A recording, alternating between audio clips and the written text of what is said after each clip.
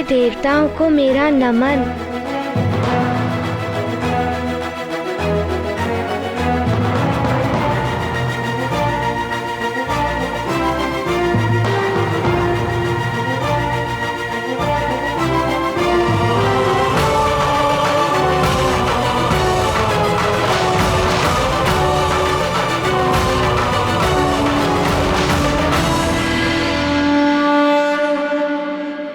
मेरे लाल,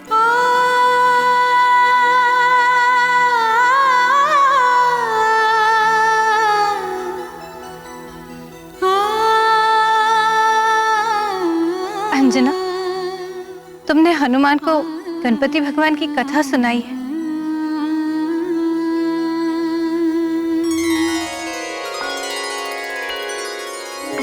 तुम्हारे जैसा पुत्र पाके मैं धन्य हो गया हनुमान।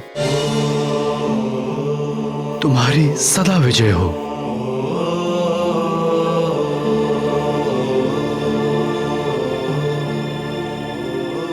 तुम्हारी माँ को भी तुम पर बहुत गर्व है पुत्र। बुद्धिवान भव।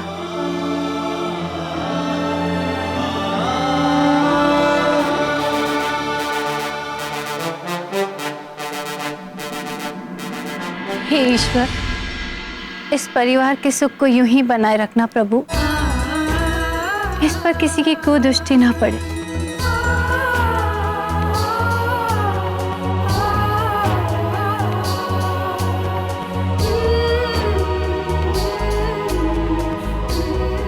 पुत्र हनुमान, आज से तुम्हारी युद्ध शिक्षा आरंभ करनी है। चलो मेरे साथ। आओ पुत्र।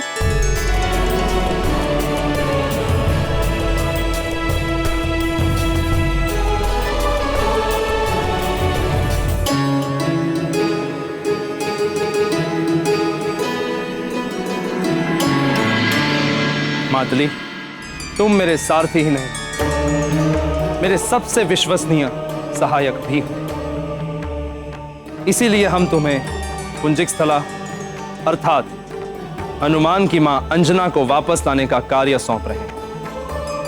क्षमा करें देवराज, आप देवताओं ने हनुमान को दिव्य शक्तियां प्रदान की हैं। आपने स्वयं उन्हें वज्रांग बनाया है।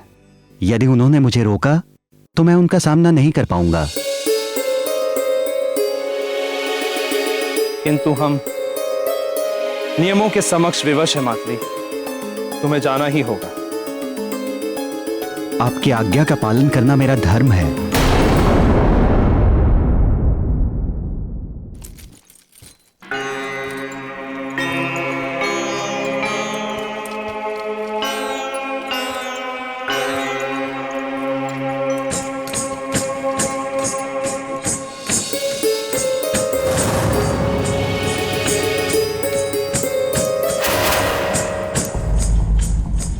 ये नुपुर की ध्वनि मेरे कक्ष से।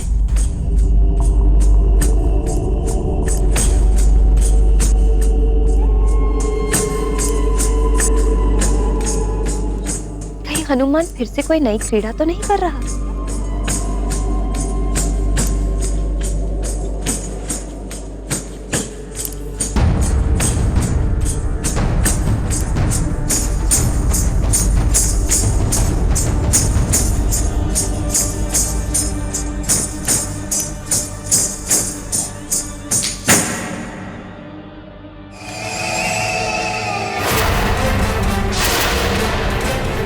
आपकी आज्ञा का पालन करना मेरा धर्म है। यदि मेरे स्थान पर कोई सक्षम जाए तो उचित होगा देवराज।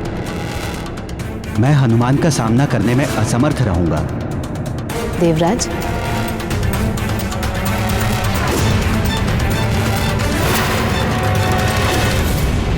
पुंजिक स्थला को लेने उसकी सबसे प्रिय सखी जाएगी, उर्वशी। मैं जाऊंगी पुंजिक स्थला को लेने।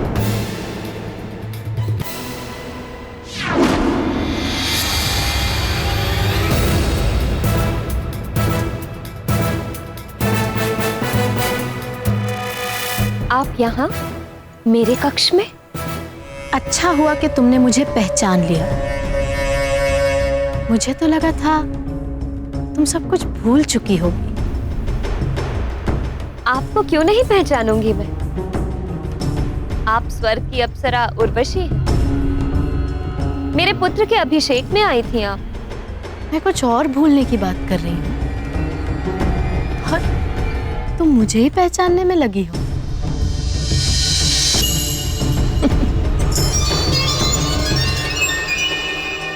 पहचानना तो तुम्हें कुछ और ही है।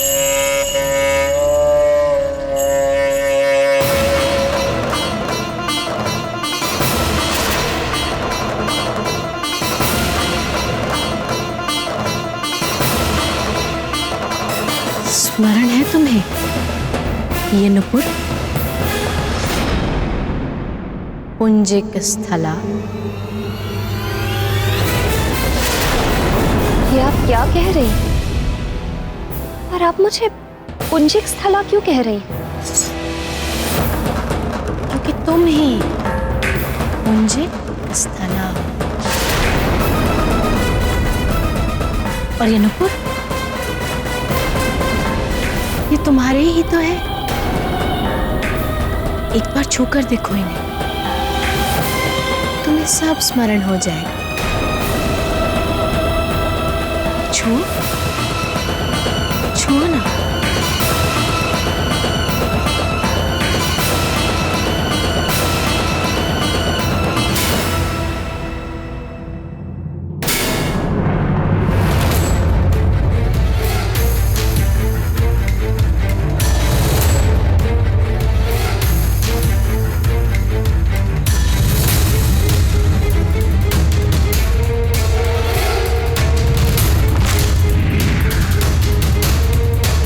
मिट्टी की बाम्बी में मुझे वानर आकृति दिख रही थी तो वानर बाहर नहीं, तेरे भीतर है।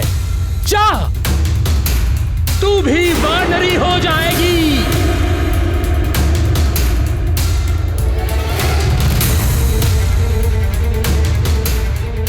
तू शोक न कर पुत्री, तुम्हें भगवान महादेव के अंश को जन्म देना होगा। उसके कुछ काल पश्चात तुम्हें अपना अप्सरा रूप पुनः प्राप्त हो जाएगा और तुम स्वर्ग को लौट सकोगी।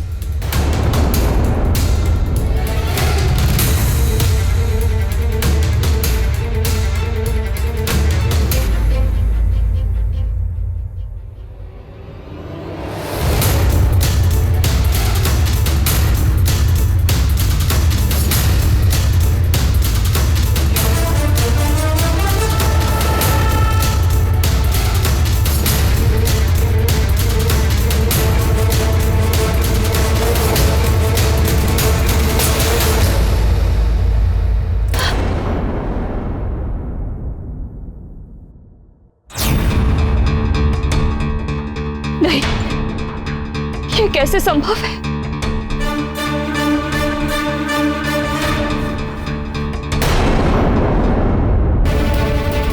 तो तुम्हें सब स्मरण हो ही आया।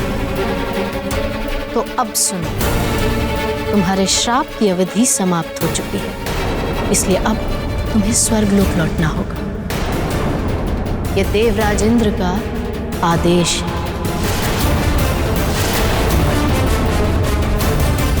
ये कैसे संभव है? मेरा पुत्र हनुमान अबोध बालक है। मां हूं मैं उसकी। मुझे उसे योग्य बनाना, उसे छोड़कर मैं। अब तुम मां हो या महारानी, उससे कोई अंतर नहीं पड़ता। ये श्राप तुम्हें एक पुत्र को जन्म देने तक के लिए ही मिला था, जो तुम हनुमान को जन्म देकर पूर्ण कर चुकी हो।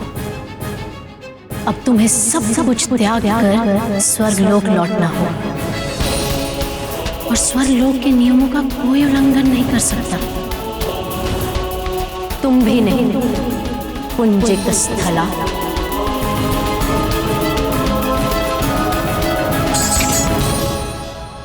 यही है तुम्हारा जीवन, तुम्हारा धर्म, पुंजिक स्थला। अन्य सब तो भ्रम है। ये नुपुर पहन लो और चलो मेरे साथ स्वर्गलोक। स्वर्ग के सुख तुम्हारी प्रतीक्षा कर रहे हैं।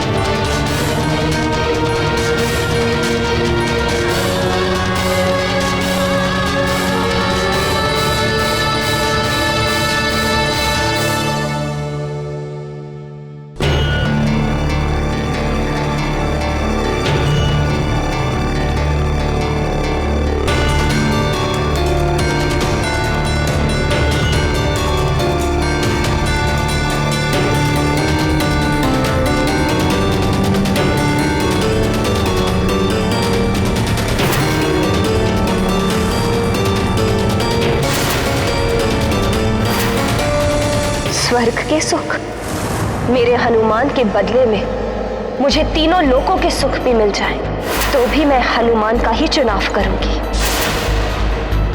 मेरा हनुमान ही मेरा सुख है, मेरा सबसे बड़ा सुख। ये नुपुर पुंजिक स्थला के हैं, हनुमान की मां अंजना के नहीं। और मैं अंजना हूं। ये नुपुर अंजना के पैरों में कभी नहीं बन सकते, कभी भी नहीं।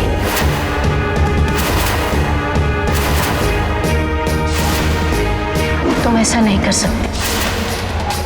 तुम्हें स्वर्ग लोक के नियमों का पालन करना ही होगा। देवराज से क्षमा प्रार्थना के साथ कहना, हनुमान के लिए मुझे यहां रहना होगा। हनुमान को बाल्य अवस्था में ही दिव्य शक्तियां दी हैं देवों ने।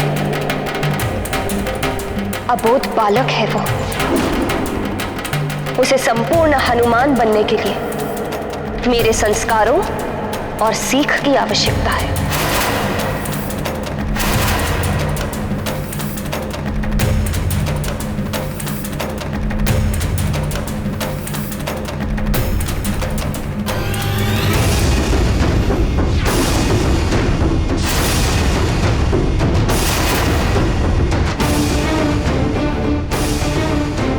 और मैं उसे वो संस्कार और सीख उसे अवश्य दूंगी।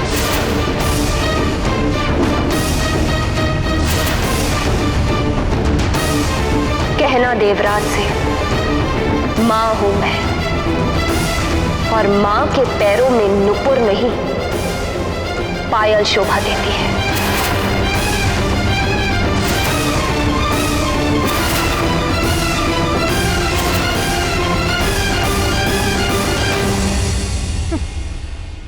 मां, देखती हूं मातृधर्म की विजय होती है या अप्सरा धर्म की।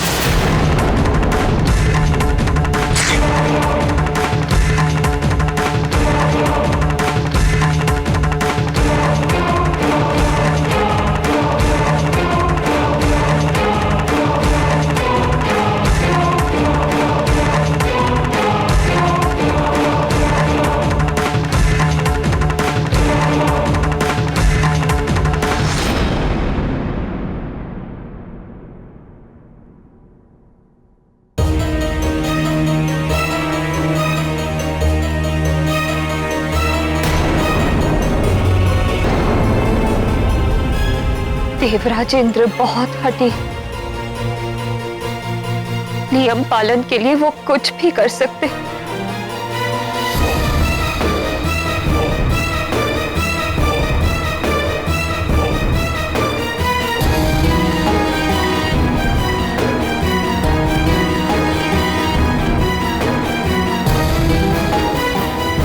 यदि मुझे जाना पड़ा तो अबोध हनुमान का क्या होगा? महाराज को बताऊं कि नहीं?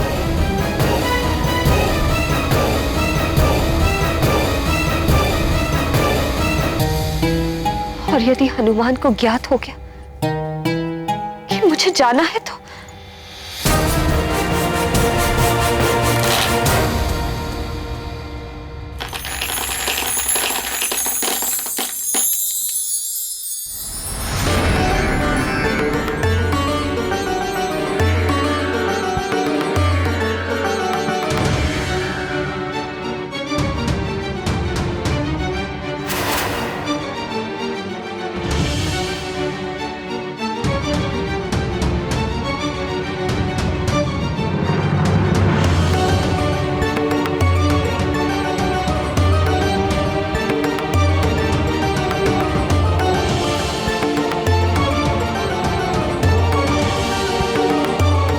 कहीं मैं भी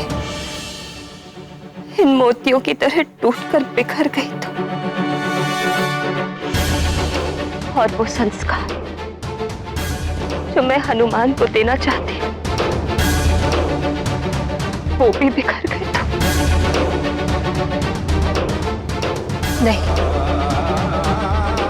मैं भले ही टूट जाऊं उन संस्कारों को नहीं बिखरने दूंगी मैं।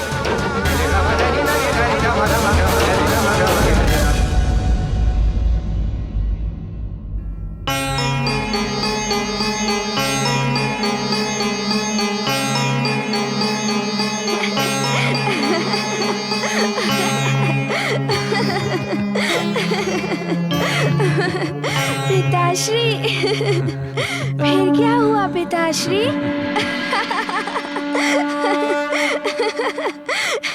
ये तो बड़ा ही अच्छा हुआ। कैसी मनमोहक हंसी है मेरे हनुमान की। इस हंसी पर तो तीनों लोगों के सुख न्यौछावर।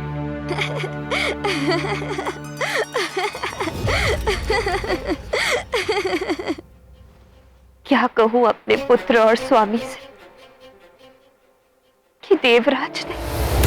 तुम्हारे श्राप की अवधि समाप्त हो चुकी है। तुम्हें स्वर्गलोक लौटना होगा। यह देवराज इंद्र का आदेश है।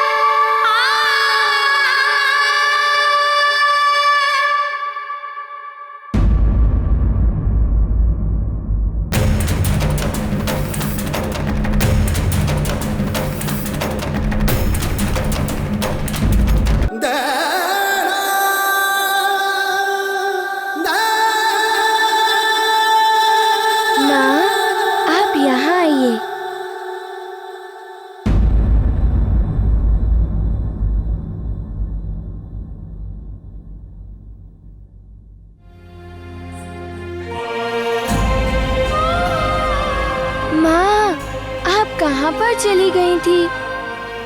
मुझे कितनी देर से भूख लग रही है।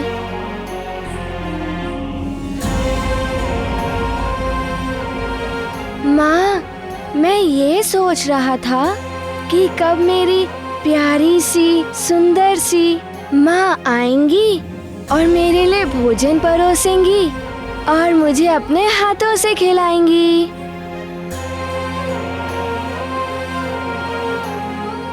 मैं तुम्हारे पास ही आ रही थी पुत्र। मुझे लगा कि तुम अभी तक अपने पिताश्री से युद्ध कला सीख रहे हो। जा तो मैं रहा था, किंतु इसे भूख लगी तो मैं इसे यहाँ लेकर आ गया।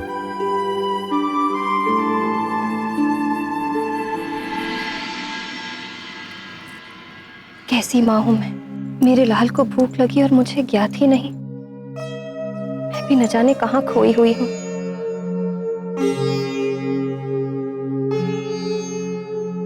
चलो पुत्र, मैं तुम्हें भोजन देती हूँ।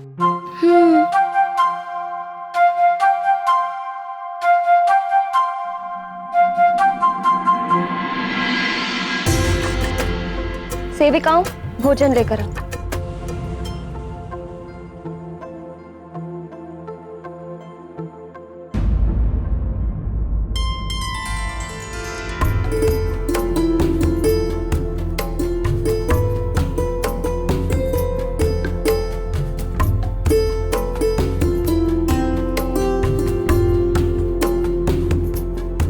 क्या हुआ? कुछ विशेष?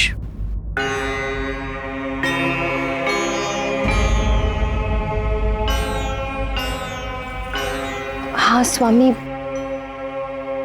वो मेरे कक्ष। माँ, मुझे अपने हाथों से भोजन कराइए ना। अंजना, उसे भूख लगी है, पहले उसे भोजन करा दो।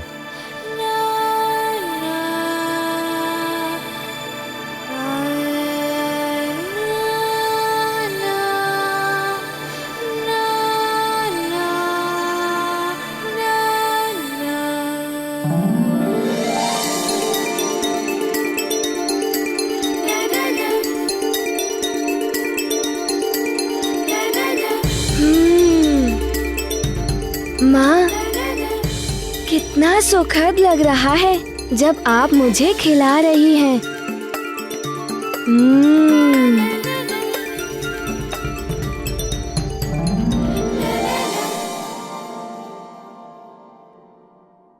मेरे पुत्र की शिक्षा अपूर्ण है, अभी उचित अनुचित का ज्ञान नहीं, फिर कैसे समझ पाएगा वो किसी छल या संकट को। नहीं, मैं अभी अपने पुत्र को छोड़कर नहीं जा सकती।